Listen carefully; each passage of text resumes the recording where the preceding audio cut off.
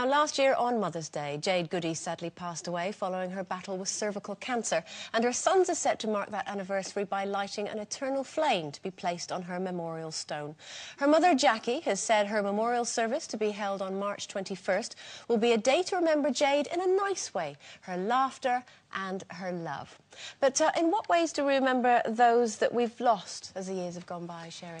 Well, my dad died quite some time ago now, but I have his ashes with me, and I just can't, you know, you suppose I was going to send them up to where his mother died, but I just can't. I can't send him.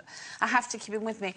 But you know, the way I remember my dad most of all is we talk about him all the time.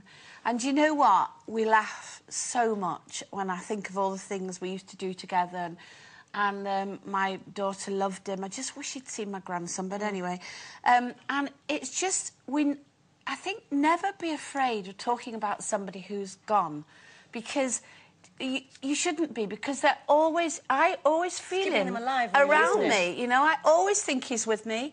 I often will sit there and go, Dad, listen, I've just got this thing, can you just help me? And I know he's listening, and it's a bit kind of, you know, too much, but I just loved him so much, and I just know he's there, and I keep him alive by remembering. Yeah, and you know, you said that Oliver, you wish that Oliver had known him. Yes, I do. He will feel like he knew him if you, because Paul has lost two members of his family when they were quite young, and we talk about them all the time. We don't have, like, an annual thing. We just talk about them and we say, oh, she would have had this, and this was hers, and you can have it now, Bo. So Bo feels very much like she knows Paul's sister, who passed when she was 36, very young, of cervical cancer. But we keep her very much alive by sharing and talking. And now my daughter has a really well-defined idea of what kind of person she was, and feels very strongly that she knows her. You have to remember the funny times, don't you? I mean, my dad always liked a pint, always.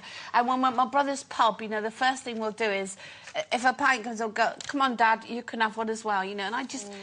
and then people think, oh, God, she's gone mad, but I have to talk to him, I have to know. It makes sense to keep them with you at all times. Yeah. I mean, we've got... My Auntie Cynthia, my dad's sister, died when she was far too young with bowel cancer, and she was such a special person in mine and my sister's life.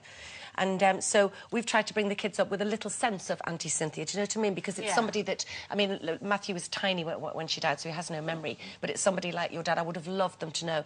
And sadly, Tim's parents passed away. I never even met them, and he loved them so desperately. So it's not like every single year he doesn't say, you know, oh, they died on this day type of thing. It's more like on their birthdays, actually. He'll say, oh, this would have been... They would have been so much of an age. But I hope that the boys... do have a sort of idea of, you know, because Tim loved them so much. However it works for you as well. I mean, if you want to go to a grave or something like that, and that's the thing that helps you focus on and makes you think and have time with that person in your mind. Maybe light a candle in the church. Yeah, and it's also our legacy to people that we lost.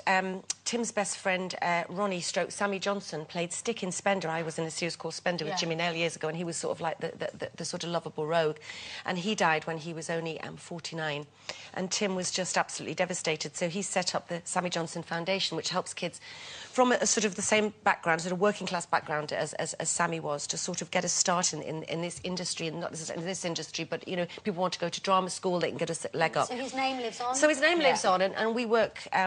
for patrons of the Gem Appeal. A friend of mine had two little boys, Mikey and Simon, who both had Hunter syndrome, so they rarely lived past their 16th birthday, so they both died when they were 12. And it's just so... It's so horrible and so tragic, but now we have this amazing charity that's just raised over £1 million, and to keep, you know, so that they didn't die in vain almost. So it's just, you know, that sort of thing. And I think as well, just on a sort of more normal level, you know, my granny, who I really loved and was very close to, I remember her December the 3rd every year. That was her birthday. I mean, I was there with her, touching her when she died. Our whole family was there, and it was actually quite a beautiful moment, which sounds a bit odd, but because we were all there with her, I don't necessarily remember her. I do know the date, it's in my head, of when she died, but I like to remember her on her birthday. And it's like you're saying, I think of funny, cheeky things that she used to do. And I mean, she was always, she always used to say she had $1 million legs, and then right up until she was just below 80, just before she died, and she could still touch her toes.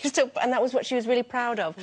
So we, you know, we still have a little giggle about that. And I think, yeah, you don't have to necessarily do anything big or loud, but just quietly to yourself. Yeah, that's for you.